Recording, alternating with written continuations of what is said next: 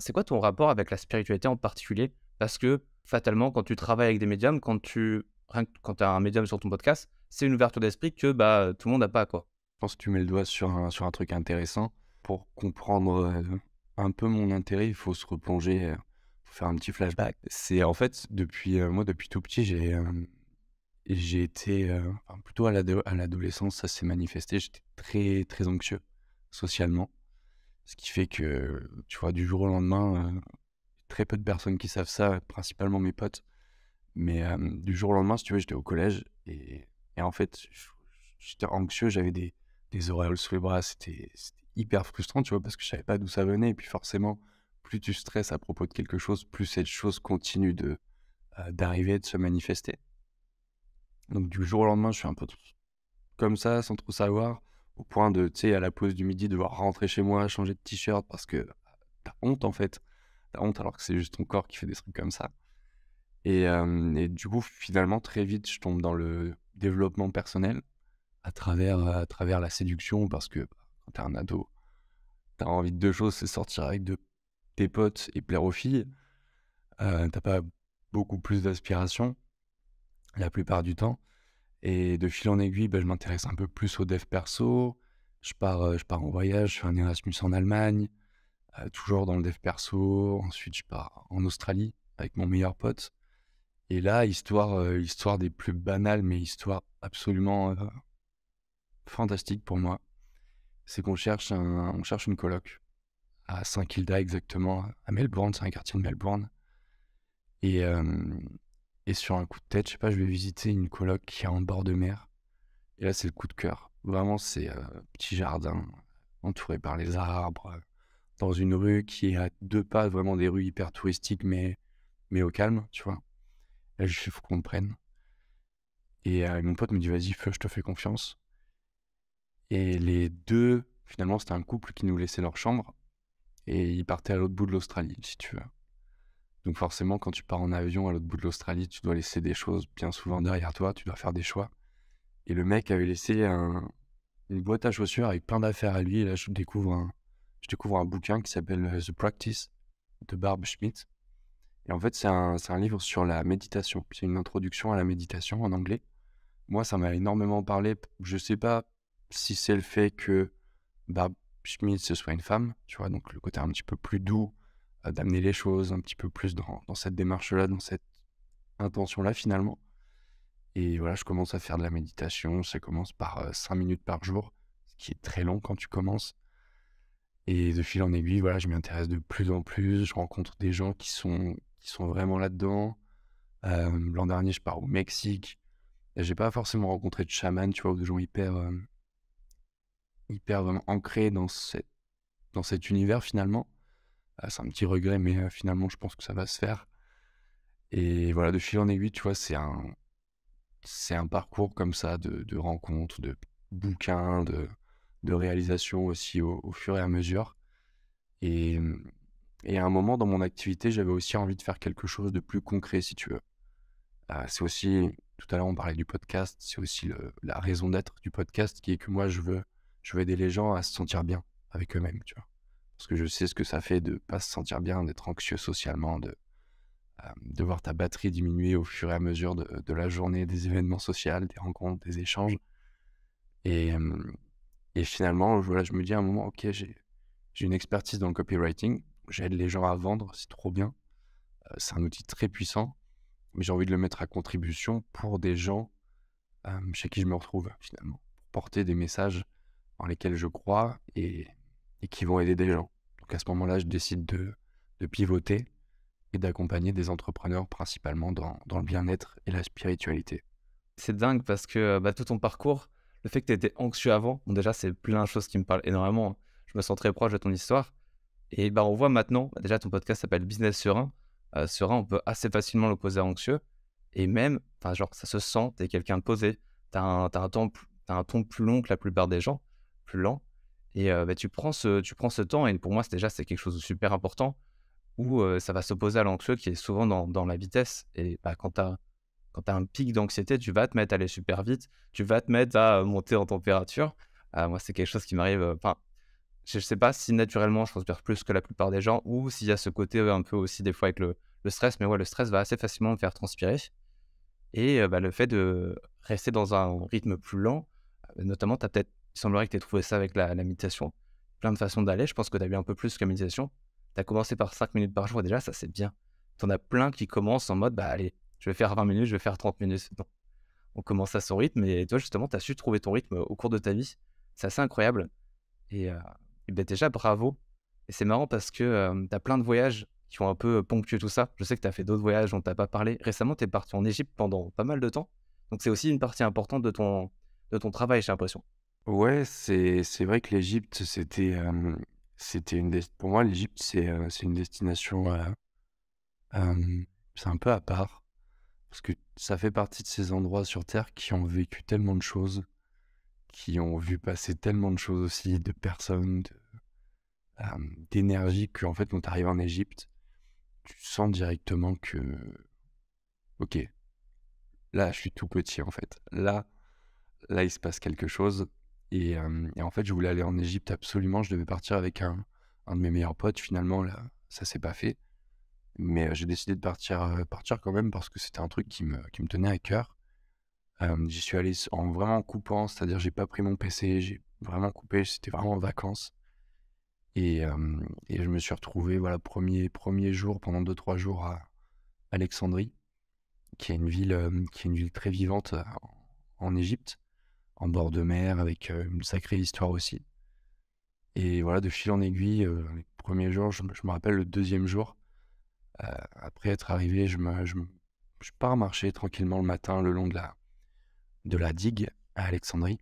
Tu marches le long du port, il y a tous les bateaux de pêcheurs qui rentrent, des petites embarcations toutes colorées avec, l'œil d'Horus qui est sur la coque pour leur porter chance et heu et là, je me retrouve à parler avec des Égyptiens, puis un Égyptien un peu trop parce qu'il faut savoir qu'en Égypte, les Égyptiens sont très avenants, mais aussi très forceurs, tu vois? Avec les touristes, à essayer de te vendre des trucs, tout ça. Il y en a un qui me cassait un peu les couilles, tu vois? Il y a un autre Égyptien qui voit ça et qui vient me voir, qui le dégage un petit peu et au final, je me retrouve avec ce mec au fin fond du souk à fumer une chicha, à parler. Il m'a fait rencontrer des mecs qui font du parfum, mais du parfum sans alcool, tu vois?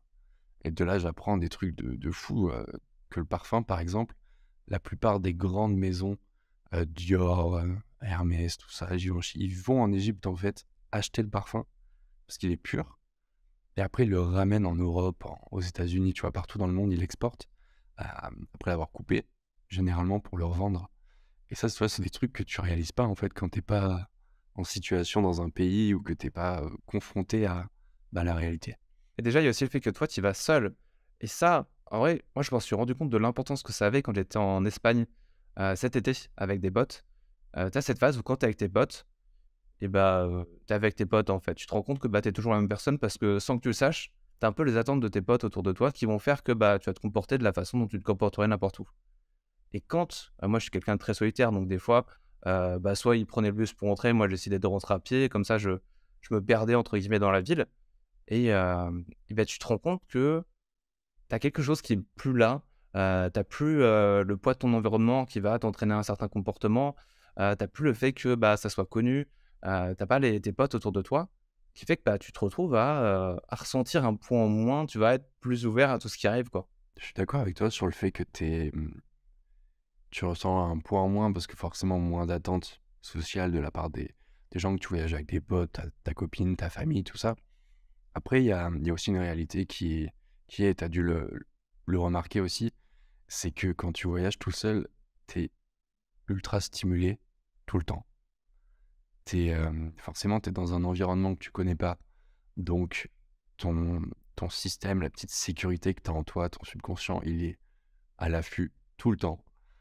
C'est non-stop, tes sens, tu captes les lumières, tu regardes un petit peu partout parce que tu es dans un mode survie, en fait, finalement. Dans un endroit que tu connais pas et bah, tu pas envie de mourir, mais ça, tu te le dis pas sur le moment. C'est juste ton corps qui te transmet les messages, les signaux et au final, tu fais cette aventure, cette expérience. Moi, je me rappelle, tu vois, pour l'Égypte, j'y suis resté, 3 semaines. où on a bougé, j'ai rencontré des gens et tout, on a bougé un petit peu ensemble aussi. Mais j'ai l'impression, c'était 3 mois, tu vois? En ressenti, c'est tellement intense quand tu voyages tout seul que finalement tu t'emmagasines beaucoup plus, tu vis beaucoup plus intensément le moment présent, les expériences et c'est franchement une très bonne expérience, je pense, pour n'importe qui souhaite se découvrir, déjà et qui souhaite découvrir aussi, d'autres personnes. Sortir un petit peu de son cadre. Maintenant que tu me dis, ça me fait penser que, moi je triche un peu par rapport à ça, pour pas avoir ce mode de survie, bah, souvent, bah, surtout quand je marche, j'ai quand même souvent de la musique. Souvent c'est plus du son que de la musique, les sons très, yoga, méditation, tout ça, j'aime beaucoup et ça te permet d'avoir ce côté, bah, déjà que tu un peu tout le temps un peu rassurant et moi en plus ce genre de son, ça me permet de prendre un peu de distance, ce qui fait que je vais m'ouvrir beaucoup plus mais bah, vu que ça te calme, tu vois? J'ai pas ce côté où, bah, je vais avoir peur. Après c'est sûr que, bah, de temps en temps, quand tu voyages tout seul, tu es obligé de prendre des moments où tu vas avoir un peu plus peur. Bah, surtout que nous on est introvertis. Des fois aller vers les gens, c'est pas forcément facile. Quand tu rentres dans une pièce, il y a plein de gens, il y a du bruit. Il y a plein de mais ça aussi c'est ces petites difficultés qui font que, on parlait beaucoup de la souffrance dans le dernier podcast ou dans celui d'avant. Je me confonds parce que j'étais en train de monter hier.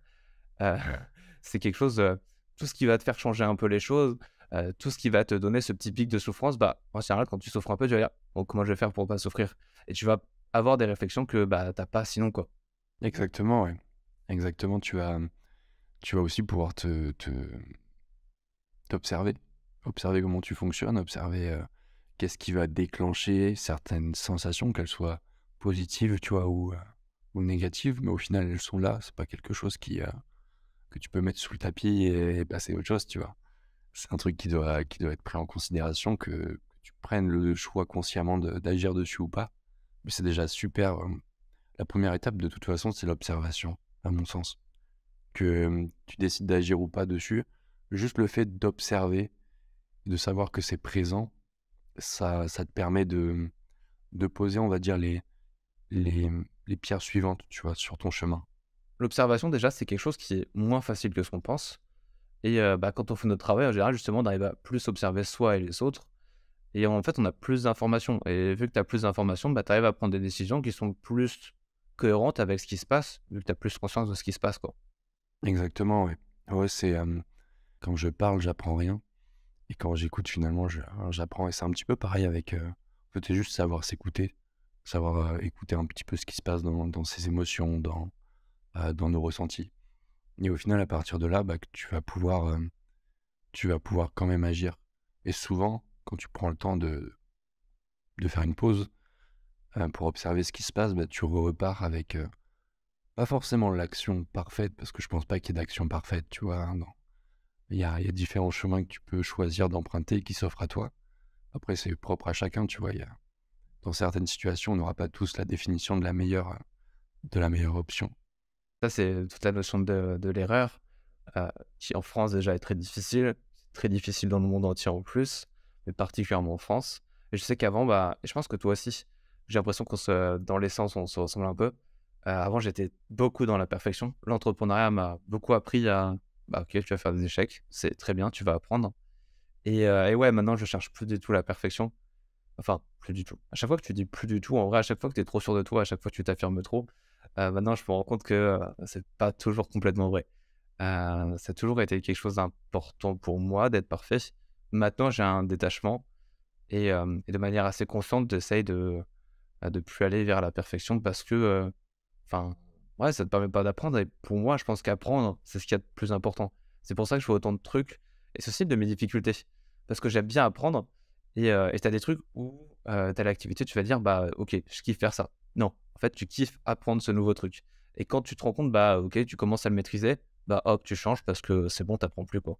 Ouais, t'apprends plus, mais je pense que ce que tu étais en train de faire, tu vois, ça peut toujours te servir, que ce soit au niveau personnel ou au niveau professionnel. T'as vécu certaines choses dans cet apprentissage. Tu as probablement des réflexions qui ont émergé, heu, à partir de ça, sur toi, sur l'activité et c'est des choses que tu peux ensuite, infuser à ton tour dans tout ce que tu vas faire par la suite. Il y a plein de notions sur les vertus d'apprendre. J'ai cette vision où, pour moi, la vieillesse, c'est assez lié au fait d'arrêter d'apprendre. Parce que tu rentres dans quelque chose de plus, t'arrêtes le mouvement et du coup ton corps te met enfin ton cerveau plutôt, va se mettre à arrêter de bouger, arrêter d'évoluer, arrêter de grandir et il y a plein de voilà, je suis pas un expert en santé, mais il y a plein d'effets très néfastes au fait d'arrêter d'apprendre et plein d'effets très positifs dans la construction sur le fait d'apprendre. Mais et en plus, ça que le fait que, à tel moment, si tu fais quelque chose qui te plaît, même si c'est apprendre, bah, vu que tu fais quelque chose qui te plaît, bah, tu gagnes quelque chose forcément, quoi. Complètement, ouais, je suis d'accord avec toi là-dessus. Moi, tu vois, la vieillesse, je m'étais jamais fait la réflexion d'ailleurs, là-dessus, merci. Mais c'est plus lié au fait de transmettre, tu vois? Quand tu arrives à un certain point, je sais pas si apprendre devient absolument une nécessité, mais j'ai l'impression que tu es plus dans le fait de transmettre, de mettre sur le bon chemin quelqu'un, quelque chose, de te diriger, tu vois, vers je sais pas, plus de sagesse, de sérénité, de Ouais, je vois ce que tu veux dire. J'avoue que moi, c'est plutôt quand j'ai commencé mon activité, j'étais beaucoup dans le transmettre. Je faisais beaucoup de shorts, je voulais beaucoup parler et justement, ça, je t'ai abordé dans le dernier épisode où, j'avais une phase où je voulais parler, transmettre, mais c'était plus, en fait, de l'ego, de la fierté pour montrer que je suis intelligent, quoi. Dans la volonté de transmettre, je trouve que si tu as une volonté de transmettre, il y a aussi un peu, heu, un sentiment d'être au-dessus de l'autre parce que tu es plus vieux, parce que tu as plus de chemin ou quoi que ce soit et du coup, vu que tu es dans la transmission, bah, tu es pas dans l'apprentissage.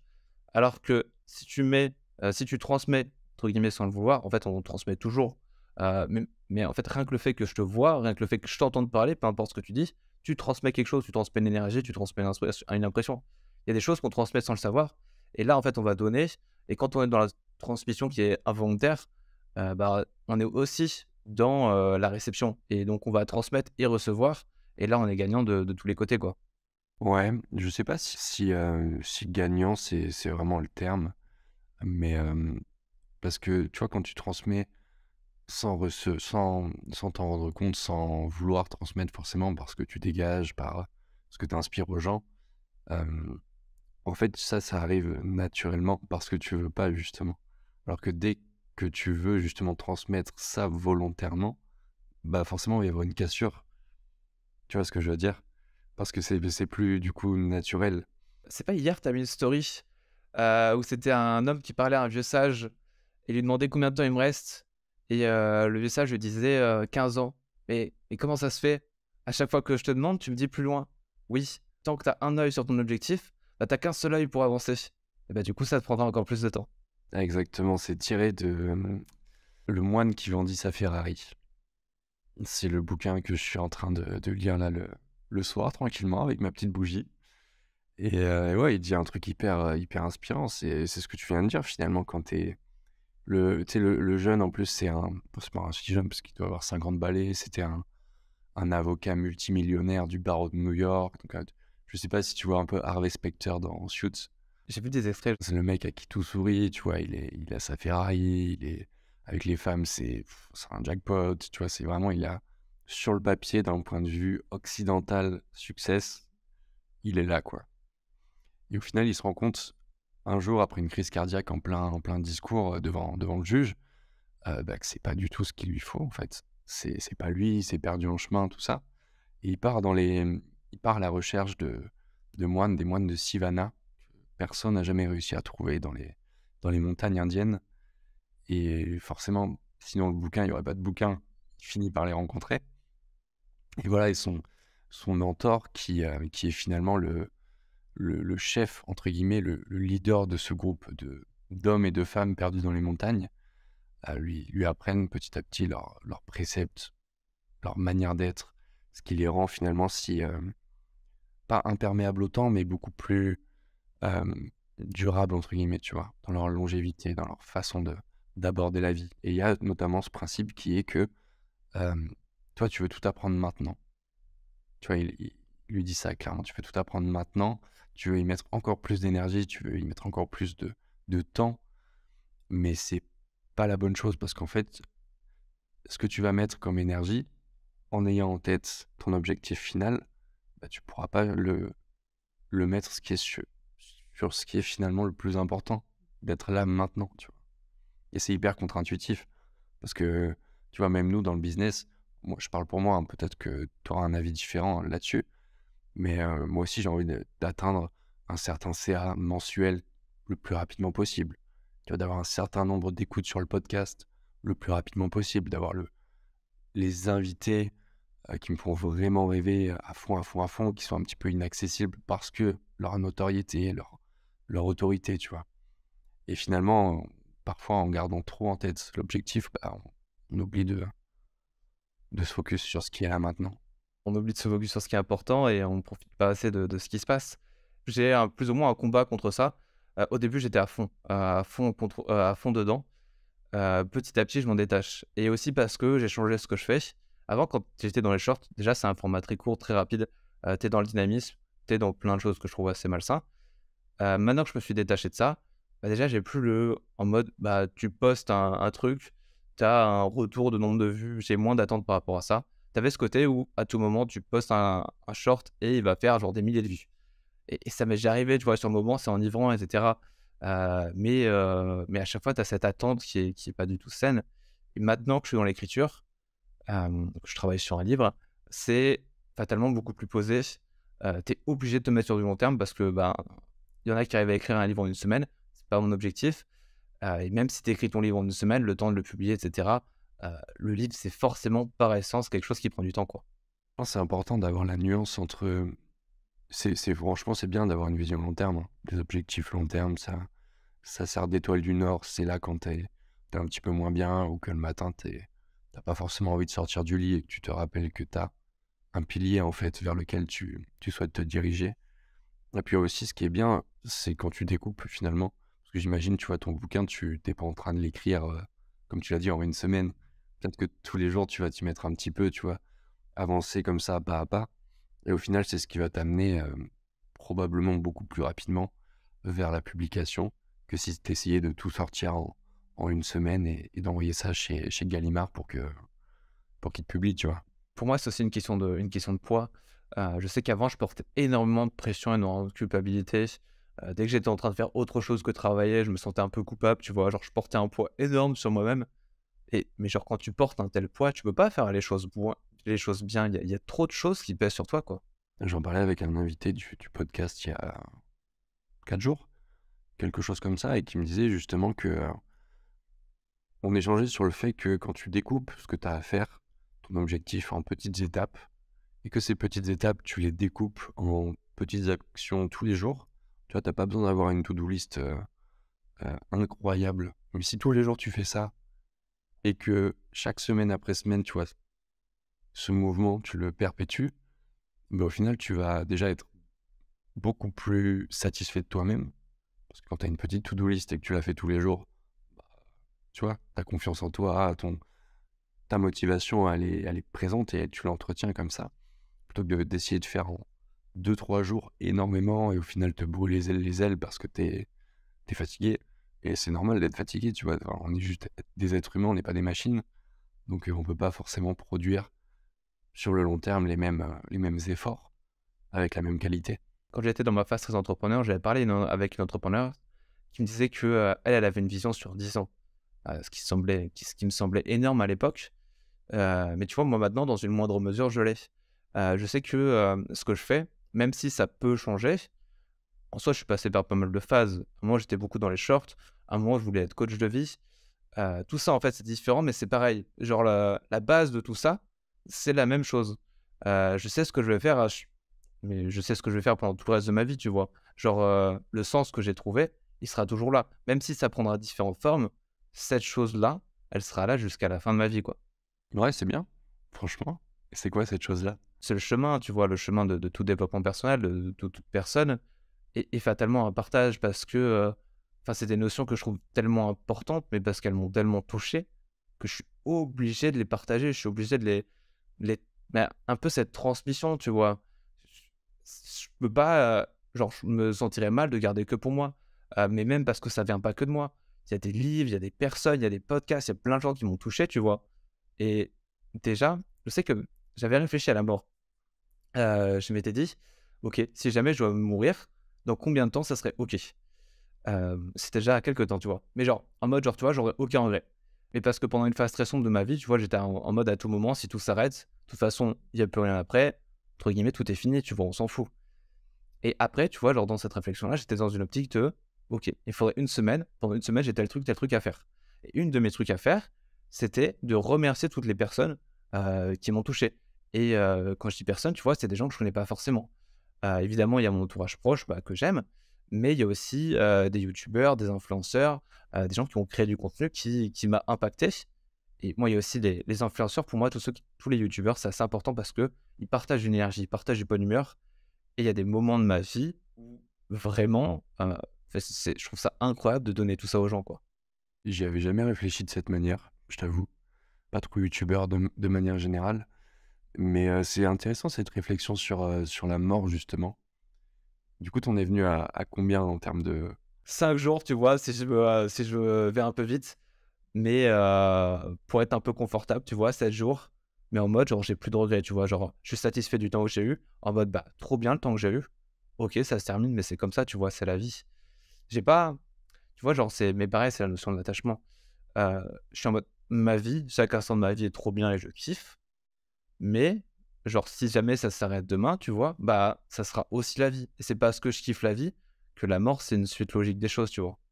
j'avais lu un truc comme ça qui était en fait une réflexion hyper logique et je sais pas si c'est optimiste, mais en tout cas ça sert les biais cognitifs qui nous habitent. C'est qu'en gros la mort est l'aboutissement finalement le plus beau de la vie.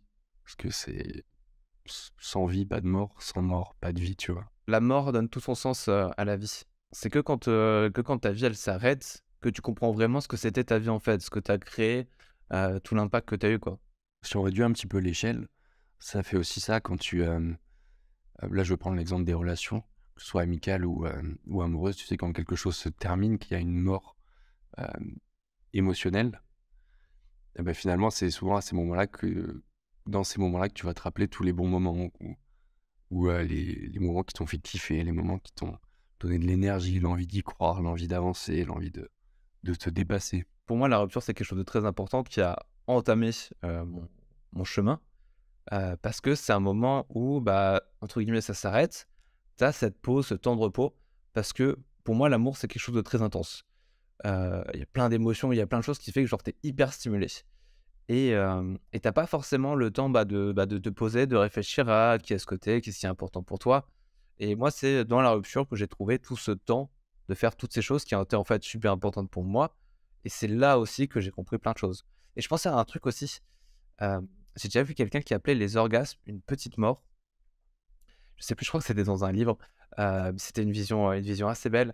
Tu as des choses qui sont tellement intenses, heu, que, quand elles s'arrêtent, il y a forcément quelque chose qui change et tu plus la même personne. Mais je crois que c'était pour les orgasmes féminins. Les orgasmes masculins ont pas la même intensité. Ouais, pas la même intensité, tu vois? Mais je pense que, enfin, quand tu as un orgasme en tant que mec, enfin, à un moment, tu lessivé, tu vois? Enfin, il y a une réalité, tu vois, qui est là. Tu passes de ton énergie, ta testostérone, ton c'est hyper important, en plus, l'énergie. Ça, c'est un de mes grands combats avec mes potes, c'est de leur faire capter que l'énergie sexuelle en tant que mec, c'est notre ressource la plus précieuse, tu vois? Plus que le temps, plus que l'argent, plus que n'importe quoi. Et ouais, forcément, quand tu arrives à ton orgasme et que la testostérone, tout ça libère. C'est libéré d'un coup et que tu es là, tu es une chaussette qui sort de la machine à laver, tu peux plus, tu vois? C'est beaucoup utilisé contre le stress, en fait. Parce que, mais tu as plein de choses en soi qui marchent contre le stress. Mais quand tu as quelque chose aussi intense, bah, genre pendant l'orgasme, tout le monde le sait, tu penses à rien, tu es absolument vide. Tu pas de pensée parasite, tu vois? Et tu as ce stade où, genre tu as ce moment-là où tout est oublié, tu as plein de choses et tu as un relâchement tellement intense qui fait que, bah, de temps en temps, ton stress, il part. Mais après, si tu pas éliminé la cause, il revient évidemment. Mais tu as plein de choses. Mais du coup, quand tu dis que c'est une ressource importante, qu'est-ce que tu en fais de cette ressource? Cette énergie, sexuelle? Qu'est-ce que j'en fais? En fait, ça va se transmettre ensuite dans tout ce que tu fais dans ta vie quotidienne qui n'est pas sexuel, tu vois?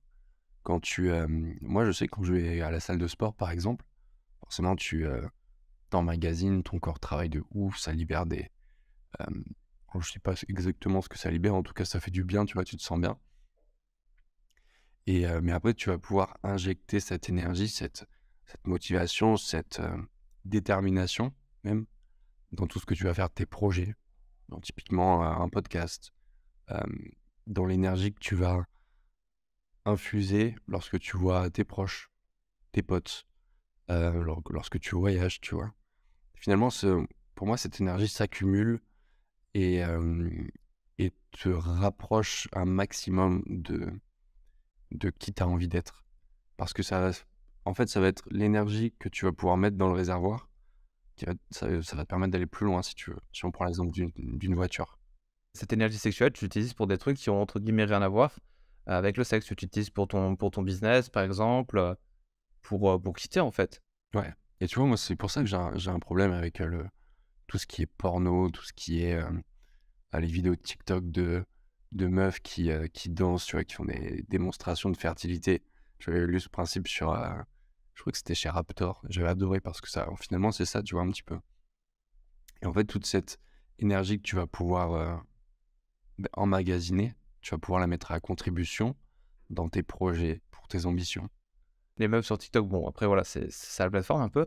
Disons que pour moi, c'est plus des pics qui vont éveiller ton énergie et ils vont pas te la prendre. Bah, quand tu restes 30 minutes ou 40 minutes devant TikTok, alors il n'y a pas forcément que ça, hein, tu vois, quand tu scrolles, enfin, je sais pas exactement comment ça marche, TikTok, je l'ai pas, mais j'imagine c'est un peu comme les Reels sur Instagram, ça pour le coup, j'en consomme. Tu vois, quand tu restes pendant une longue période, c'est sûr, si tu l'ouvres pendant 2 minutes l'application et que tu regardes vite fait, ça va pas te flinguer ta journée ni ton énergie. Mais quand on arrive, et c'est aussi toute la beauté un peu néfaste de ce type d'algorithme, c'est que c'est fait pour te faire rester plus de 2 minutes, tu vois. Eux, leur business model, c'est que tu passes un maximum de temps sur la plateforme. Ce que je trouve un peu dommage sur Insta, c'est que tu as plein de vidéos avec un ton similaire qui sont toutes très bien. Sur TikTok, justement, ils vont changer les tons. Et justement, ils vont ponctuer avec des vidéos de filles, bref, qui font ce qu'elles font. Ce qui fait que bah, t'as ton intention qui fait des pics, t'as des variations. T'as pas la même constante et pas la même stagnation que t'as sur Instagram, qui est du coup très très bien hein, pour prendre ton attention. Mais du coup, ces vidéos-là, avec ce caractère un peu sexuel, vont être un peu utilisées un peu comme des pics qui vont prendre ton attention et faire que tu sois plus attentif à ce qui se passe en fait. Ouais, et puis être plus, si tu veux, dans la palette. Si on prend un artiste peintre, tu vois, qui est devant son truc, il a plusieurs couleurs sur sa palette. Et en fait, le fait de stimuler de différentes manières, de libérer la dopamine de différentes manières dans l'esprit des gens ou dans notre esprit, hein, on peut s'inclure là-dedans sans souci. Tu vois, à un moment, ça va être plutôt sexuel. À un autre moment, ça va être plutôt de l'inspiration parce que tu vas voir des gens voyager, tu sais, les plans en drone là au-dessus de Bali, les trucs qui plongent sur les falaises. Après, ça va être autre chose, tu vois, ça va être un vieux monsieur qui partage son expérience ou une citation inspirante. Ouais, et ce qui est sûr, c'est que justement, si tu veux donner plus d'intensité à ton rouge, bah, tu vas pas prendre un rouge plus intense. Tu vas juste mettre à côté une couleur qui va faire ressortir ce rouge-là. Et c'est un peu ce que fait TikTok. Et après, voilà, tout le problème, c'est que ça prend des couleurs qui vont être plutôt dans le rouge. Tu as beaucoup de négativité sur TikTok. Et là, pour moi, c'est ça le côté un peu plus malsain de TikTok, notamment plein de contenu. Actuellement, il y a un. Je sais pas si tu as vu la grande histoire avec Oussama Hamar. Non. Ah ouais, c'est un truc. En plus, enfin, ça me rend malade parce que, en fait, Oussama Hamar, bah, il est assez connu dans l'entrepreneuriat quand même. T'en as un peu entendu parler ou pas du tout? Ouais, j'adore Oussama Hamar. Voilà, ok. On fait partie des entrepreneurs qui ont vu son contenu, qui savent qui il est et qui le connaissent. Moi, je l'aime pas forcément humainement. Après, c'est quelqu'un qui est très très fort dans son taf. Mais ce qui se passe, c'est qu'il a raconté en fait des anecdotes dans des podcasts, plein de podcasts où tu es invité, des grands podcasts avec des grandes personnes. Ça fait des vues. Et en particulier, Oussama Hamar, c'est quelqu'un, quand il dit quelque chose, lui, il passe pas par quatre chemins. Il va au fait, il a un talent pour toucher avec ses mots, révéler des choses. Et ce qui s'est passé, c'est qu'il a raconté des anecdotes. Mais Oussama Hamar, c'est quelqu'un qui a une vie. Enfin, genre, c'est Oussama Hamar. Tu peux pas regarder ça avec ton prisme à toi. Déjà, c'est une pointure dans ce qu'il fait. Il met des sommes. Il a une vie. Il est dans l'opulence. Il est dans l'exagération de tout. Et du coup, raconter certaines de ces anecdotes, mais genre, c'est des moments, des culminations de sa vie, tu vois. Et les gens sont en mode, bah ça, c'est forcément faux. Mais ça a été repris. Mais actuellement, tout le monde reprend sur TikTok et vraiment tout le monde, enfin, genre ça me rend malade. Du coup, il lui donne une visibilité de dingue. Évidemment, il y a plein de choses très négatives. Lui, il s'en fout, il est à Dubaï et en plus, il a réussi à super bien jouer sur ça, ce qui fait qu'il gagne un max de visibilité. Les gens veulent juste se moquer de lui. Il a de la visibilité, de l'argent, heu et mais même lui, il joue super bien avec tout ça et pour moi, tous ceux qui font ça, ils sont juste en train de en vrai, en fait, c'est très égoïste. C'est juste, ils voient que c'est un contenu qui marche et ils le font, mais ils réfléchissent pas à tout ce qu'il y a derrière, toute la visibilité qu'ils donnent et tout ce qu'ils montrent d'eux-mêmes. Enfin bon, je fais une petite parenthèse. Je trouve qu'actuellement sur TikTok, ça c'est, ça c ouais, je dirais presque que c'est catastrophique. Les gens, ils se rendent pas compte, de ce qui touche et tu as une négativité constante. La négativité sur certaines personnes, tu vois? Genre ça va détruire certaines personnes et c'est horrible, mais tu as des gens comme Oussama Ammar qui vont savoir jouer avec, qui vont savoir en bénéficier, mais les gens se rendent pas compte, à ce à quoi ils touchent, quoi. C'est dommage. Après, je sais pas si s'ils s'en rendent pas compte ou s'ils ont pas envie de s'en rendre compte. Quand tu ouvres une application, alors principalement, voilà, les TikTok, les Instagram, les presque YouTube, un petit peu, même si j'ai l'impression que YouTube est quand même le YouTube game devient de plus en plus, éducationnel, tu vois? À vocation, enfin, en tout cas, dans mon univers, tu vois? Dans mon algorithme de YouTube. Mais ouais, quand tu ouvres une application comme Instagram, comme TikTok, t'as pas envie de penser, en fait. T'as pas envie de réfléchir parce que justement, c'est ton moment de la journée où tu vas pouvoir, «Waouh, je me relaxe, je suis tranquille» et et finalement, si tu le fais pas avec une vraie intention d'aller sur ces réseaux sociaux, pas pour apprendre un truc, tu vas regarder des vidéos, un petit peu qui vont t'apprendre des choses, tout ça, bah, ouais, tu peux être amené à finalement donner de la visibilité à des concepts, à des personnes ou à des idées qui sont peut-être pas franches. Moi, je trouve que c'est là où c'est le plus pervers, parce que tu justement, comme tu dis, tu te détends, tu poses ta tête et bah, tu es à un stade où en fait, tu es sans défense et tu laisses rentrer plein de choses très négatives, qui vont t'atteindre directement, mais sans que tu en aies même conscience, quoi et tu te rends même pas compte de l'impact que toutes ces choses négatives ont sur ta vie, quoi. Bien sûr, mais je pense pas que les gens, la plupart des gens aient ce niveau de réflexion que toi tu proposes là maintenant. Tu vois, je sais pas si c'est triste, parce que c'est pas à moi de juger de ça, tu vois? Mais déjà, je trouve ça beau qu'il y ait des mecs comme toi qui sont un petit peu en mode, lanceur d'alerte, tu vois? Pour sauvegarder ce qui reste de l'esprit humain. Mais enfin, après, moi, tu vois, au fil du temps, je me suis un petit peu détaché de ça. Là, je vais faire un lien avec, je pensais pas parler de ça aujourd'hui, mais tu vois, avec la crise sanitaire où, moi, j'ai toujours été contre, tout ce qui est, vaccin. Déjà, vaccin Covid, tout ça. Je peux dire ce genre de choses ou tu vas te faire sauter ta chaîne, sur YouTube? OK, ça n'engage que moi. Ça sera pas la première fois que ça sort dans un podcast. OK, parfait. Moi, tu vois, en fait, si tu veux, j'étais en Australie quand tout ça, le Covid, ça a commencé à émerger. Donc, je suis rentré parce que, bah, finalement, tu sais, quand ça arrive, tu crois les médias, tu peur aussi. Enfin, c'est quelque chose qui fait peur. On te le dépeint comme une menace. En plus, c'est invisible le truc, tu vois. Donc, à tout moment, c'est derrière ton épaule et tu le vois pas venir. Donc, j'étais hyper engagé dans suivre un petit peu les médias, comment ça se passait. Parce que finalement, je suis rentré d'Australie à cause du Covid. Et voilà aussi, maintenant, on a du recul. Je vais pas profiter de ton podcast pour dire aux gens quoi penser, mais je pense que avec le recul qu'on a, si tu jettes aussi un œil aux États-Unis, ce qui s'est passé, ce qui continue de se passer, parce qu'il y a des mecs qui étaient des références, on va dire, dans les médias à ce moment-là, qui aujourd'hui sont jugés pour corruption, pour fausses informations, pour tout un tas de trucs qu'on voit pas en France, parce que les médias français font bien leur taf de propagande. Bah, les gens, tu vois, aussi, ils choisissent de fermer les yeux parfois. Et c'est un niveau de conscience que tu peux choisir d'avoir, ou parfois que t'as même pas. Tu sais même pas que ça existe en fait. C'est, je me suis un peu perdu. Je sais plus de quoi on parlait à la base, mais voilà. Je ferme la parenthèse. Ouais, ça reste intéressant et justement, on est, à un moment du monde où on a accès à beaucoup trop d'informations. Moi, j'avais juste cette conversation où notre cerveau, notre corps est pas fait pour avoir autant d'informations. On n'est pas fait pour savoir qu'à l'autre bout du monde, il y a plein de gens qui souffrent. Parce que, qu'on le veuille ou non, et la plupart des gens, même s'ils n'en ont pas conscience, cette énergie négative, ils vont l'absorber. Et enfin, il y en a plein qui disent, tu vois, genre quand tu regardes trop les médias, mais toutes sortes de choses, tu les prends, genre, ton corps a une réaction quand quelqu'un est en danger, tu vois.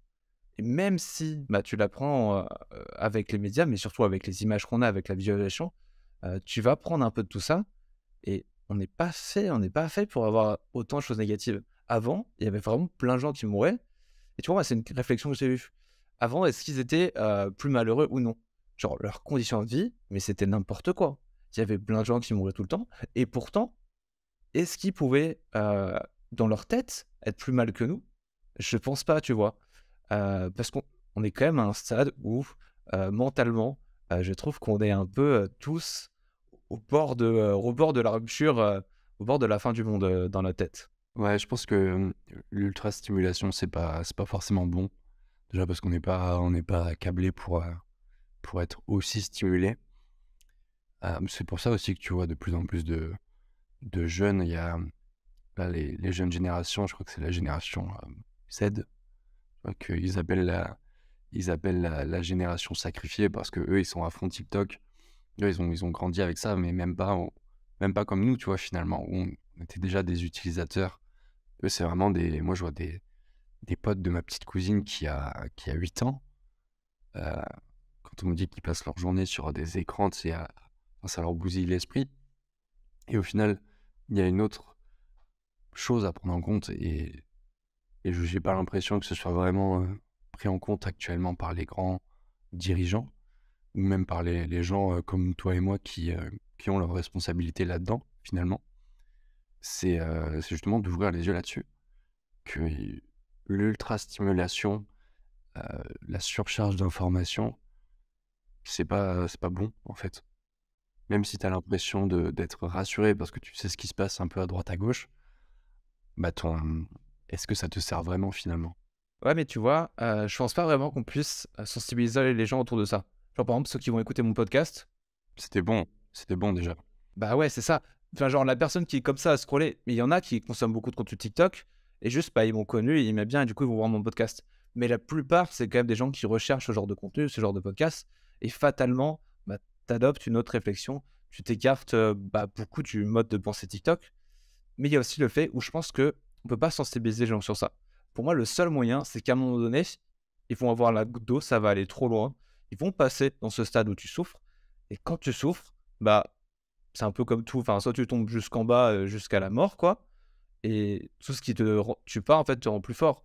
Tu vas faire, OK, là, je suis à un point où bah, tu touches le mur, en fait. T'es au bout. Soit bah, c'est fini, ou soit tu essaies de te relever et tu construis des choses. Et à ce moment-là, bah, du coup, tu comprends tout ce qui se passe néfaste et tu vas rentrer dans une phase différente.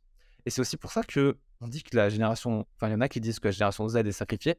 Pour moi, c'est la plus grosse bêtise que j'ai jamais entendue. Parce que quand tu regardes un peu niveau spiritualité, on a de plus en plus de jeunes qui sont extrêmement éveillés. Il y a des notions de bien-être, mais que les générations avant nous n'avaient absolument pas. Mais aussi parce qu'ils ne pouvaient pas les avoir, parce qu'ils avaient beaucoup plus besoin d'argent que nous. Il y a encore beaucoup de gens qui pensent qu'ils ont besoin d'argent, mais les jeunes se rendent de plus en plus compte de la valeur de l'argent et de l'importance que ça a. Et globalement, ils se rendent aussi compte que bah, on peut pas tout acheter. Et je pense que c'est aussi parce que beaucoup voient des parents avec de l'argent. Et que ça, c'est aussi, bah, on en avait parlé un peu. C'est quelque chose qui m'a passionné de voir des gens qui sont milliardaires, qui ont plein d'argent, qui, du point de vue de la société, ont super bien réussi. Mais, genre, humainement, au fond d'eux, enfin, ces personnes, tu vois, bah, moi, je suis bien plus riche qu'eux parce que, bah, simplement parce que je fais ce que je veux et parce que je fais des trucs qui me plaisent, tu vois.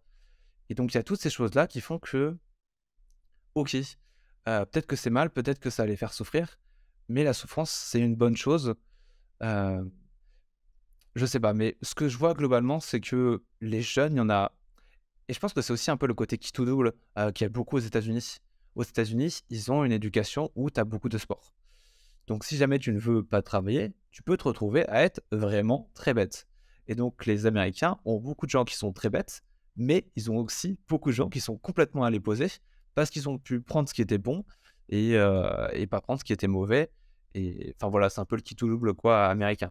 Moi, il y a un truc que j'aime beaucoup sur le modèle américain, c'est que t'es moins chouchouté par l'État, par tout cet environnement finalement qui fait que, comme tu l'as dit, à un moment, tu vas devoir faire des choix. Et alors, c'est sûr, on part pas tous et toutes avec les mêmes avantages dans la vie, tu vois. C'est pas ce que je suis en train de dire. Il y a des gens pour qui ça va être beaucoup plus difficile. Il y a des gens qui vont plus galérer que d'autres. L'égalité ne fait pas l'équité. Mais à partir de ce- ouais, à partir de... En fait, je pense on manque d'une part de détermination, parce qu'on est dans un cadre où on est trop chouchouté, et on manque aussi de prise de responsabilité vis-à-vis de nous-mêmes, bien souvent. Et je m'inclus dedans, hein, tu vois, moi, pour te donner un exemple, ça fait plus d'1 an que je suis fumeur. Je sais très bien que c'est néfaste. Ça m'empêche pas de dégommer des clopes toute la journée, tu vois. Mais pour moi, la prise de responsabilité, c'est une première étape avant déjà de te plaindre d'autre chose, tu vois. De te plaindre du gouvernement, de te plaindre du système, de te plaindre de la météo, de tout ça, quoi. Ouais, j'avais vu un petit truc comique où c'était en mode bah, Breaking Bad en France. Et ok, là, le cancer, ok, l'assurance. Fin de l'histoire, fin de série. Après, tu vois, est-ce que j'ai pas été jusqu'au bout? Parce que moi, je me suis arrêté à un moment donné où le héros fait quelque chose que je trouve qui n'est pas acceptable. Il laisse quelqu'un mourir. Il voit mourir quelqu'un devant ses yeux. Je suis en mode ok. Parce qu'au début, j'avais ce moment où il commence à construire des choses, Walter, et il commence à se développer. J'étais en mode est-ce que c'est quelqu'un d'agréable ou pas? Et à ce moment-là, bon, quand j'ai vu faire ça, je me suis dit non, c'est fini pour moi la série. Et je trouve que c'est aussi quelque chose qui est intéressant. Parce que j'avais regardé Californication, et j'avais bien aimé, et j'avais re-regardé. J'ai re-regardé récemment parce que j'aime beaucoup les séries comiques. Et au bout d'un moment, tu regardes trop de fois la même chose quand tu manges, donc tu commences à creuser un peu plus. Et en fait, c'est une série où il y a plein de choses super intéressantes, mais il y a aussi une mauvaise énergie constante. Genre, tous les personnages ont d'exprimer, tous les personnages ont une vie de merde, parce que la série aussi, elle est ancienne. Mais je trouve qu'il y a plein de choses. Euh, mais parce que on le voit aussi dans Californication, c'est un artiste. Il n'a pas ce besoin de se responsabiliser. De temps en temps, il se retrouve à taper le mur, notamment quand sa femme le quitte. Il y a des moments où il tape le mur, il doit prendre la responsabilité. Mais globalement, tu as aussi ce côté-là des artistes qui sont complètement bousillés de l'intérieur. Ils vont faire sortir ça. Fatalement, ça va parler aux autres gens parce qu'ils sont bousillés de l'intérieur aussi. Ils vont gagner de l'argent et sans se prendre la tête, ils peuvent s'en sortir avec la vie. Mais ils gardent tout le temps une vie de merde avec des hauts et des bas. Mais globalement, ils n'ont pas ce besoin de se prendre en main que Walter White a eu. Et même si c'est pas forcément quelqu'un de bien, euh, en plus, à la fin, quand même, on voit des extraits où Walter, il est quand même assez impressionnant. Humainement, il a fait tout un travail parce qu'il a touché le fond, quoi. Et il y a un truc que moi j'ai remarqué, c'est que le fait d'être dans l'ultra-stimulation tout le temps, d'avoir toujours le téléphone à portée de main, d'avoir des vidéos, d'avoir YouTube, d'avoir Netflix même, euh, extrêmement facilement à, à disposition de nous, parce que la limite entre la fiction et la réalité devient de plus en plus fine aussi, tu vois. Ça va être beaucoup plus facile de s'identifier à des personnages parce que finalement ils sont dans notre quotidien et on a presque l'impression que on pourrait leur parler, tellement ils baignent dans notre environnement. Et, et pour moi, je sais pas si c'est un danger, tu vois, parce que, encore une fois, c'est pas à moi de dire ça ou pas, mais le fait de prendre parfois un pas de recul sur de la fiction où le mec va laisser mourir quelqu'un euh, consciemment plutôt que choisir un chemin différent, ça va être aussi, tu vois, une manière de penser ensuite à côté. Et tu vois, moi avant, surtout en français, au soir, j'étais éclaté dans les cours de français philo. Et à un moment donné, le prof de français il disait que les auteurs, ils découvrent leurs personnages en les écrivant. Il disait qu'il faut construire des bases de personnages, il les met dans tel environnement et il se passe ce qui doit se passer. Et du coup, c'est très réel. Et moi, à cette époque-là, j'étais jeune, j'étais en mode, mais il est con. enfin, l'auteur, il écrit ce qui va se passer, c'est tout. C'est pas, il met pas juste des personnages dans un environnement et ils vivent. Et maintenant, je comprends de plus en plus que si, déjà parce que j'écris, mon écriture est très intuitive. Quand j'écris, je sais pas ce que je vais écrire. Et je l'écris et là, je suis surpris. Et tu te rends compte aussi maintenant, bon, faut savoir que moi, ma distinction entre réalité et fiction, elle a toujours été baisée depuis que je suis petit. Mais même moi, je passe énormément de temps à rêver à me construire un monde où je suis différent, où il passe des choses différentes. Mais notamment parce que je suis pas fan de la réalité, parce que j'ai beaucoup consommé de vidéos, j'ai beaucoup consommé Netflix. Mais je trouve pas que ça soit forcément quelque chose de mal. Et par exemple, pour revenir à Oussama Hamar, il a été critiqué parce qu'il avait une anecdote où il disait que, en fait, il va penser à un problème avant de s'endormir et dans son rêve, il va y avoir une pointure qui va venir l'aider. Par exemple, ça peut être Mark Zuckerberg qui va l'aider avec un problème, tu vois? Et les gens sont en mode: «C'est absurde». Non. Si jamais tu comprends quelque chose au rêve, ça a rien d'absurde. Déjà parce que, est-ce que les gens sont réels ou non? Et non, ils sont pas réels. En fait, quand tu vois quelqu'un, quand tu communiques avec lui, tu communiques pas avec cette personne. Tu communiques avec l'image que tu as de lui. Autour de ces mots qui existent réellement, tu rajoutes plein de trucs. Ce qui fait que la réalité, en vrai, pour moi, genre, ça veut rien dire. Et du coup, ce qui se passe, c'est que d'un côté, on pourrait croire qu'il va parler avec Mark Zuckerberg dans son rêve, mais la vérité, c'est que non, il parle pas avec Mark Zuckerberg, il parle avec son image de Mark Zuckerberg. Et globalement, tous les gens qu'on a côtoyés, on a une image d'eux et on peut communiquer avec eux.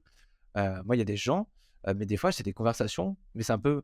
Moi, je suis quelqu'un d'assez anxieux, tu vois, donc je me projette dans le futur, je m'imagine des événements. Par exemple, avant mon podcast, je m'imaginais parler avec toi, tu vois. Et du coup, tu as des conversations où, en fait, je me parle à moi-même, mais il y a une partie qui est entre guillemets moi, et l'autre partie qui est entre guillemets moi, mais dans ton corps. Ce qui fait que ma réflexion va être sous un angle de vue différent, que je vais pouvoir aborder. C'est un peu une introspection que tu fais tout seul, mais avec quelqu'un d'autre, d'une certaine façon. Ce qui fait que tu vas toucher tous tes points dont tu parles, mais sous un angle différent, qui va t'offrir un travail complètement différent. Et je sais que moi, j'adore les séries comiques, et je trouve qu'il y a plein de choses, mais surtout dans les comédies, souvent les auteurs, c'est quand même des gens qui ont une réflexion, qui ont un certain éveil, tu vois. Et ils vont glisser des petits trucs que tu verras pas, mais si tu es attentif, et moi maintenant, surtout dans les mangas, je trouve qu'il y a plein de trucs super spirituels. Enfin, tu peux trouver ces choses-là un peu partout. Tu as plein de choses qui se cachent en fait, mais parce que c'est juste toi avec tes images qui vont te permettre d'avoir plusieurs angles de vue. Et du coup, pour moi, la réalité, c'est un peu aucun sens, quoi. Et pourquoi ça gênait les gens vis-à-vis de Oussama Hamar? Parce qu'ils étaient en mode, mais enfin, c'est absurde, c'est un malade. Heu, déjà parce que les gens comprennent pas le rêve et parce qu'ils trouvaient ça prétentieux, je crois, heu, qu'un mec se dise: «OK, il y a Mark Zuckerberg qui vient me parler dans mon rêve». Au final, si on fait un lien, c'est juste de la visualisation. C'est ça, mais complètement. Mais même la visualisation, la plupart des gens, ils savent pas ce que c'est, tu vois? Et tu as aussi le fait que, quand tu vois Oussama Hamar, il est comme ça, il est posé, mais dans des positions avec un confort et une opulence. Heu, tu un peu forcément quand je trouve que peut-être que c'est parce que les gens leur vivent à mal ou je sais pas quoi, et la plupart des gens sont dans une émotion très négative. Mais tu es un peu forcément jaloux de ce mec-là, heu, surtout qu'actuellement on est dans le corps, il est mis tout en haut. Et Oussama Hamar, c'est tout l'opposé de ça. Il affiche clairement, même quand il se moquait de ses haters, et il avait créé une voix qui lui disait les remarques de ses haters: «Pourquoi tu mets des chemises?» Il disait: «Pour mettre mon ventre en valeur». Pour la plupart des gens, c'est de la provocation de mettre son ventre en valeur, parce qu'il est gros. Et non, c'est justement parce qu'il met son ventre en valeur, il met en avant une image de lui qui va être, mais de la confiance en lui, un confort qui est provoquant, qui peut être détestable pour la plupart des gens, quoi. Et ça rajoute, je pense, au fait, et tu peux dire aussi, mais enfin, je pense que tu dois forcément avoir de la jalousie, qu'un mec se dise: «Bah, Mark Zuckerberg lui parle, quoi». Parce que toi, il y a personne d'intéressant qui te parle, quoi. Souvent, les trucs qui te trigger, comme ils disent en anglais, je veux pas dire qui te gâchette en français. C'est des problèmes ou des fois ou des blessures sur lesquelles tu dois toi-même travailler.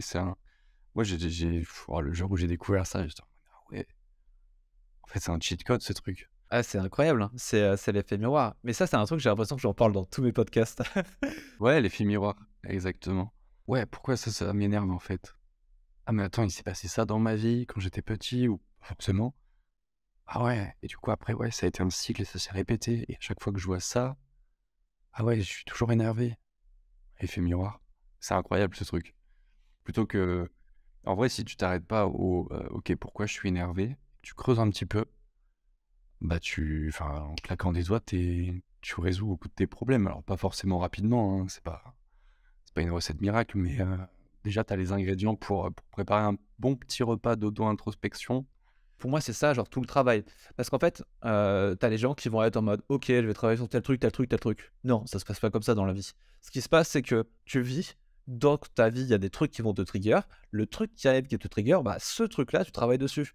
Genre, imaginons que tu penses que tu as un problème de confiance en toi, peut-être, mais genre, on s'en fout.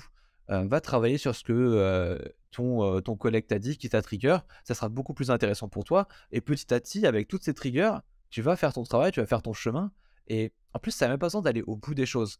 Genre, quand quelqu'un t'a dit quelque chose qui te trigger, OK, tu travailles dessus, mais tu vas pas au bout, on s'en fout.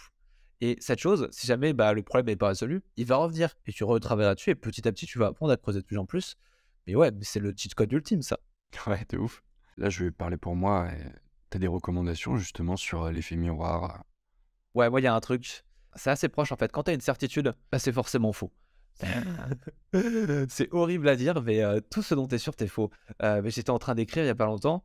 Moi, je pensais que j'étais quelqu'un qui était sorti, du toujours plus, traditionnel, et en écrivant, mais je me suis rendu compte que, bah, non, pas du tout. J'étais pas du tout sorti de tout ça et donc pareil, en fait, quand quelque chose va te provoquer quelque chose de fort, parce qu'on se concentre trop sur la colère, tu vois? Genre, OK, il dit quelque chose qui te met en colère. Mais si jamais quelqu'un te dit quelque chose et tu dis: «Oh, ça me fait chier, je l'ai entendu 15 000 fois». OK, c'est vrai que tu l'as entendu 15 000 fois, mais est-ce que tu l'as vraiment compris? Ou est-ce qu'à chaque fois, tu es passé à côté, tu vois? Et donc, dès qu'il y a quelque chose de fort, que ce soit positif ou négatif, tu travailles. OK, ouais, je vois ce que tu veux dire. Ouais, c'est vrai que le fait d'être, hem, confronté à quelque chose, une phrase, une idée, un concept, ça, c'est pas forcément, synonyme de, s'approprier, en fait, ce truc-là en question.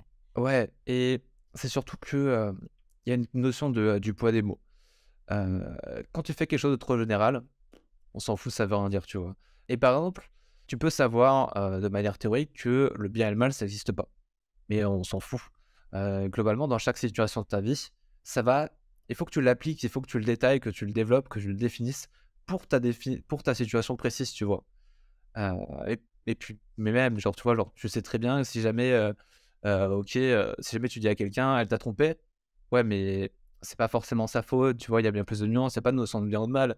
Il y a juste un fait, il y a juste des trucs derrière. Genre, ça sert à rien de dire à ça à quelqu'un, tu vois? Il va s'en foutre. C'est trop large, ça va pas le toucher. Alors que quand tu précises, quand tu dis: «Elle a fait tel truc pour tel truc», là, il va comprendre, là, ça va s'intégrer dans sa vie et là, il va pouvoir travailler, quoi. On en revient à, ce qu'on disait un petit peu en début d'épisode, quand tu prends le temps de ralentir et justement d'observer déjà, de voir ce qui se passe, de voir ce que ça provoque et petit à petit la réflexion va germer. On en revient au stoïcisme un petit peu, tu vois? Comme, Je vais t'aider il y a 2 minutes. «Ah, c'est marrant, je voulais parler du stoïcisme, mais en fait, c'est pas venu, on va pas en parler» et voilà, il est là.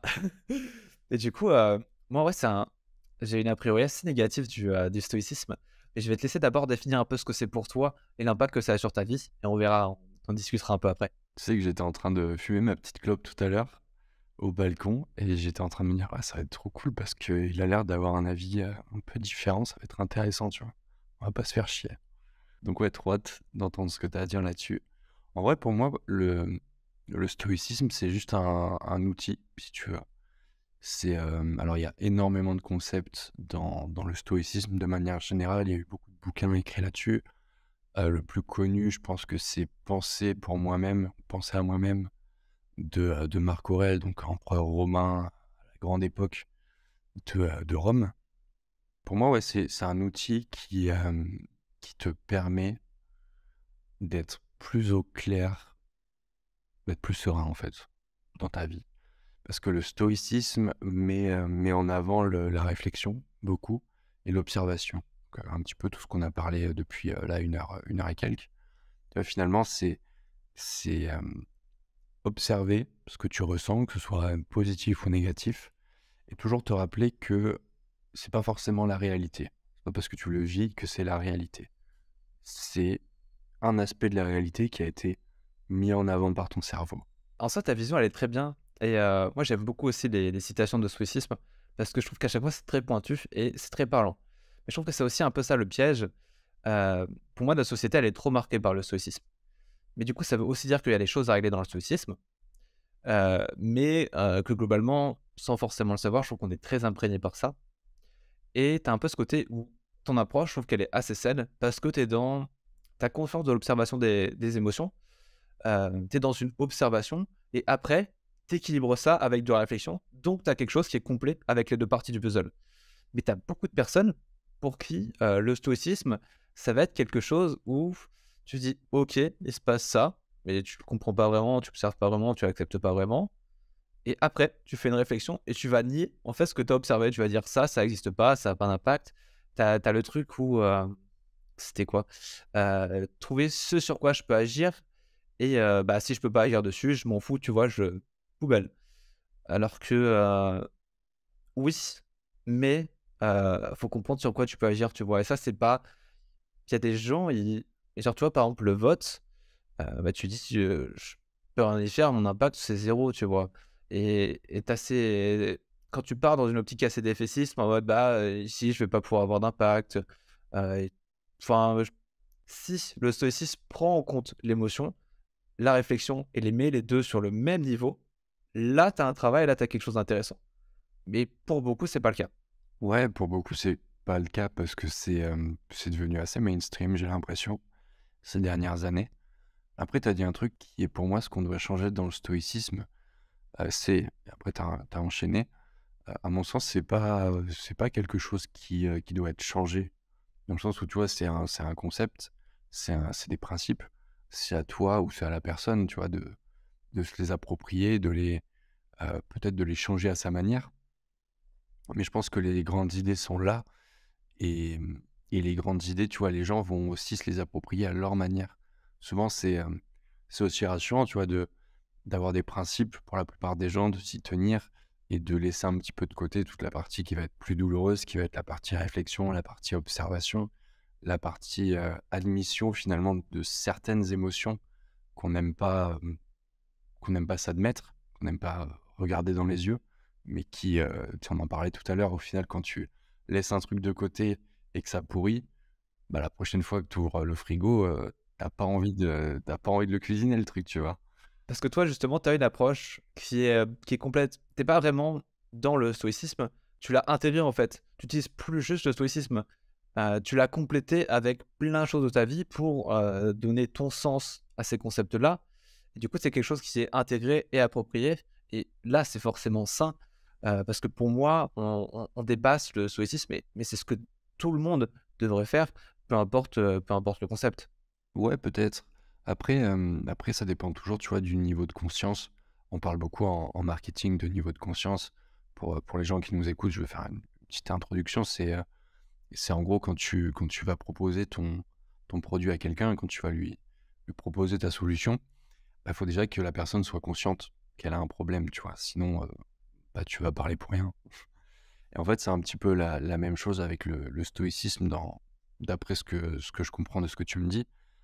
Mais les gens, en fait, souvent, c'est aussi rassurant de se mettre dans une case, tu vois? OK, je suis stoïque, on va s'en tenir là, c'est très bien et on va pas plus loin. OK, je suis hédoniste, OK, je suis épicurien, la vie, c'est 100 plaisir et on va pas plus loin. Mais au final, après, je pense que c'est une réflexion qui vient dans le temps quand, quand tu je pense que quand tu t'intéresses un petit peu à tout ce qui est stoïcisme, tu es déjà dans une certaine réflexion de développement personnel. Après les gens, tu vois, vont pas forcément avoir on va pas tous avoir le même rythme dans notre développement personnel. Et c'est une bonne chose parce que je pense que, toi, avec ton caractère, dans ton développement personnel, tu seras pas aussi bien pour toi que de suivre mon rythme, tu vois? Qu'il soit plus rapide ou plus lent et moi inversement. Donc, je pense que c'est des choses qui s'imbriquent et qui, finalement viennent se poser, s'éluder dans notre cerveau, dans nos réflexions au fur et à mesure. Quand j'avais démarré un peu dans la spiritualité, j'avais un peu cette phase où, bah, je trouvais que j'allais lentement, mais c'était un peu une obligation parce qu'il y avait d'autres trucs, enfin, je pensais que c'était une obligation et à côté, j'avais un pote qui lui allait très, très vite et vraiment super vite et j'étais méga jaloux parce que lui, j'avais le sentiment qu'il avait pas toutes ces obligations, toutes ces choses qui le permettaient d'aller super vite, par rapport à moi. Alors que mais genre, enfin, là, plus, tu vois, genre, ça fait un certain temps, je vois où est-ce qu'il arrive, je vois qu'on arrive au même endroit. Est-ce que je suis plus loin ou moins loin que lui? Déjà, je pense pas. Puis même, ça a pas de sens, tu vois? Genre, c'est mon chemin, j'avais des trucs à régler avant lui, il a des trucs à régler, moi, j'ai réglé des trucs qu'il a pas réglés, tu vois? C'est nos chemins, c'est 2 choses qui sont complètement différents et même, je trouve que la spiritualité a cet avantage d'être un peu plus enfin, évidemment, ça fait peur un peu à tout le monde, heu, mais tu as moins de sens qui est attaché derrière, alors que le stoïsme, pour moi, il s'est attaché un sens qui est pas forcément bon et trop dans la réflexion et justement, on est dans une société qui est déjà trop dans la réflexion de base et je pense aussi que ça vient du stoïsme, mais on est déjà dans une société qui est trop dans la réflexion et moi, tout ce que je mets en avant, c'est cet équilibre entre réflexion et émotion et heu et toi, vu que tu pas une approche, comment dire? Une approche stricte, une approche rigide du stoïque, tu es sur quelque chose de fluide, quelque chose de personnel et à partir de ce moment-là, c'est bon et rien que développement personnel, c'est personnel dedans, mais les gens ils comprennent pas, enfin, c'est dingue. Bref. Bah, c'est devenu un petit peu comme le mot mindset, hein, tu vois? C'est quelque chose qui est utilisé à tout va, qui est porté sur toutes les bannières, mais qui finalement perd beaucoup de son sens parce qu'utilisé à tout va. Et ouais, il y a personnel, comme tu le dis, à l'intérieur. Et tu vois, ce que tu me disais là sur ton pote qui, en apparence, allait beaucoup plus vite que toi et que c'était un petit peu frustrant. Moi, ça m'évoque l'exemple, tu vois, des salles de sport. Donc quand tu arrives dans une salle de sport, tu as envie de enfin, tu vois les mecs qui sont des machines de guerre à côté, qui soulèvent des poids que tu as l'impression le prochain poids qu'ils vont soulever, c'est ta bagnole qui est garée devant, tu vois? Parce que y en a c'est toujours plus et tu as envie un peu d'être comme ça, tu vois? D'avoir l'impression d'être, pas à la ramasse finalement. Et alors que je pense que pour toute personne et moi ça m'est arrivé, tu vois? Qui se sent à la ramasse, le souvent t'es pas à la ramasse. Souvent c'est juste que ce que tu es en train de vivre en ce moment, c'est quelque chose de plus profond sur lequel tu dois travailler et te pencher. Et justement, c'est tout l'intérêt du développement, parce que développer quelque chose, c'est quelque chose qui prend du temps. Et parfois, il y a des problèmes, des blessures, des challenges qu'on va rencontrer qui prennent plus de temps. Mais une fois que c'est fait, entre guillemets, une fois que ce travail est fait, bah, finalement, c'est une marche qui a été posée. C'est une marche qui a été posée, qui est solide, qui est sur des fondations solides. Les fondations, c'est le plus important, hein. Pour moi, ouais, c'est aussi un peu genre ce que j'ai appris le plus important dans le développement personnel, c'est cette capacité à déconstruire les choses, à voir des liens. Ce qui fait que maintenant, peu importe ce qui arrive à moi, le plus important, en fait, que j'ai travaillé, c'est ma vision des choses, la façon dont je vais voir le problème là et avant, quand je lisais un manga, bah, je lisais un manga, ça me détendait, c'est tout.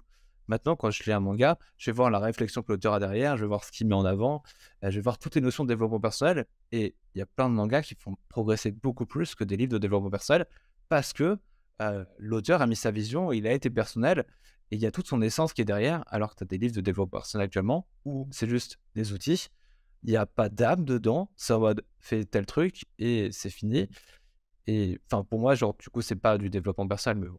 Souvent, le fait de mettre une histoire derrière et c'est pour ça, là, moi, je pense que c'est la grande force des mangas, tu vois? Je suis pas du tout manga, mais j'ai des potes qui sont à fond là-dedans et quand ils m'en parlent, ça me donne envie justement de m'y plonger.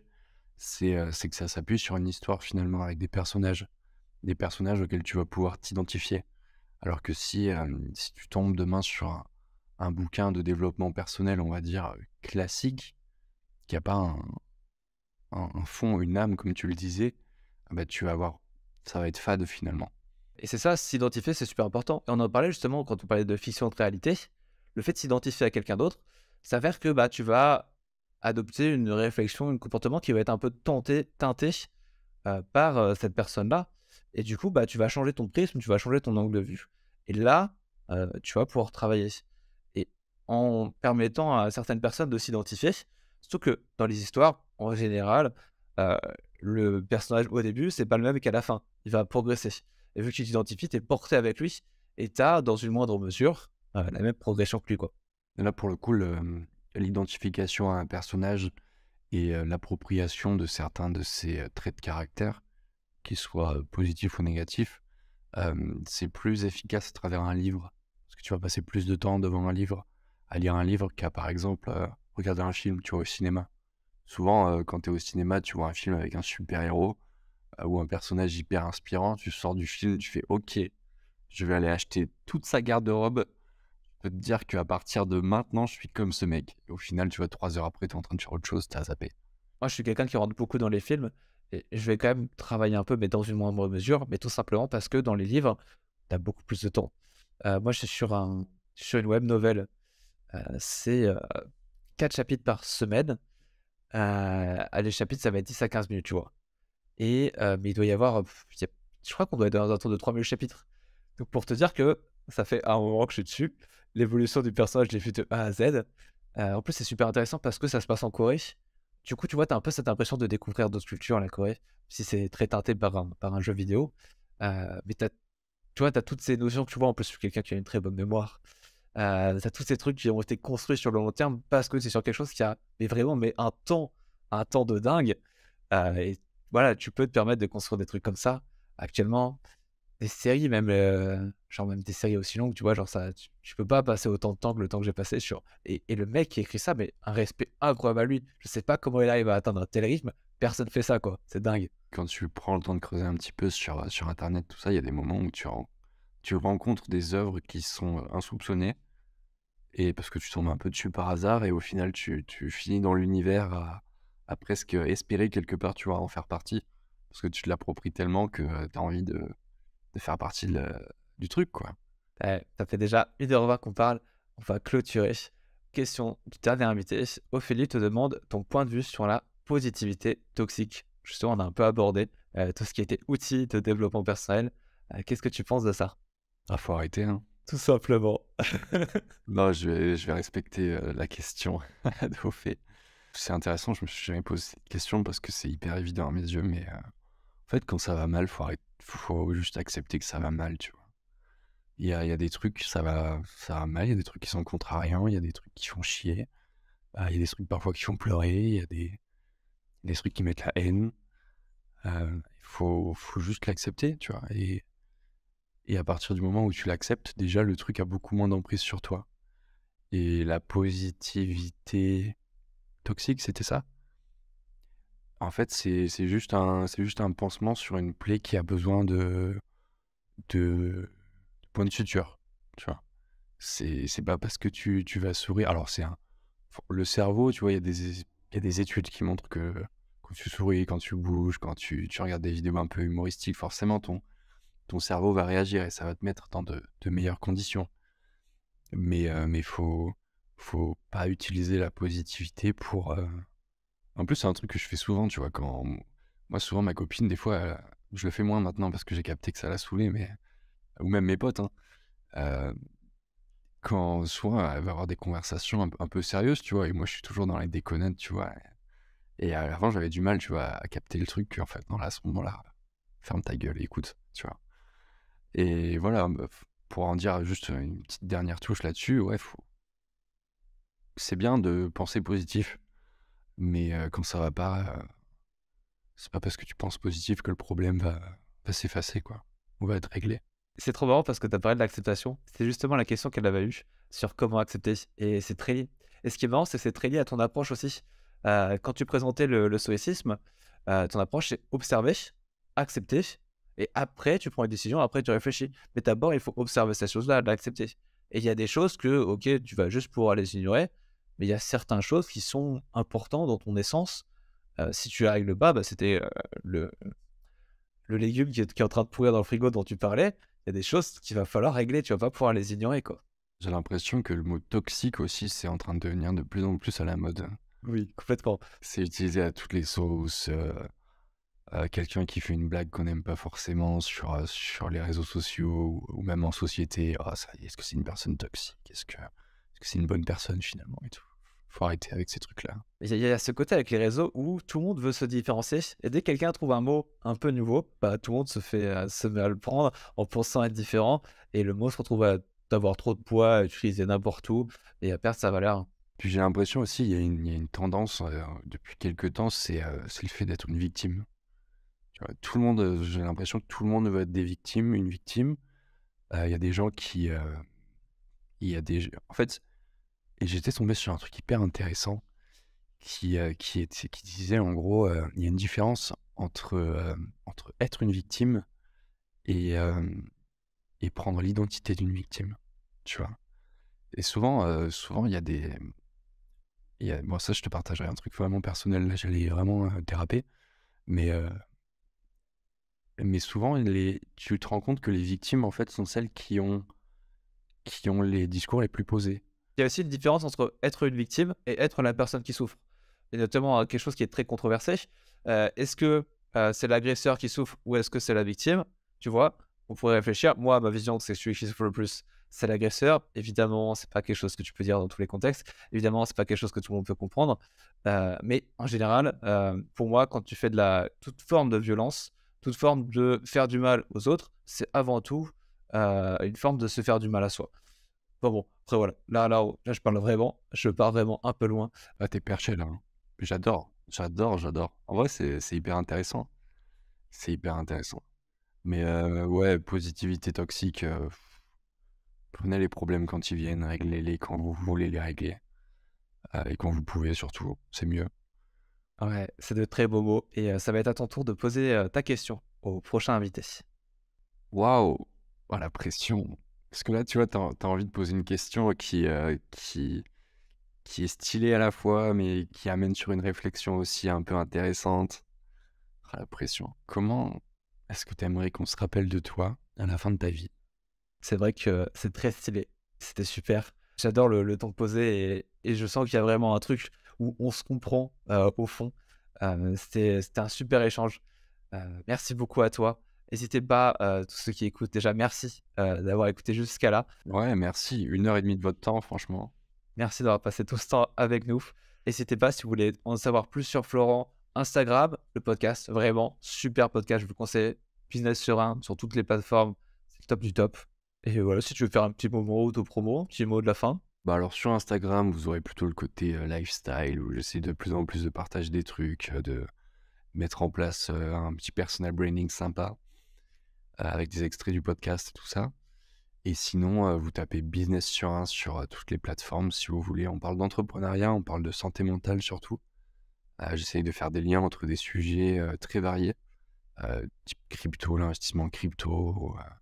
Là, on a Alex Viseo qui est passé cette semaine, qui sur le podcast. La semaine prochaine, ce sera Claire, une entrepreneur qui aide les femmes à faire la paix avec leur corps et leur assiette.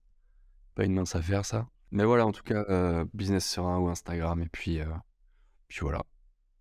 Je vous souhaite une bonne journée. Ciao tout le monde! Ciao, ciao.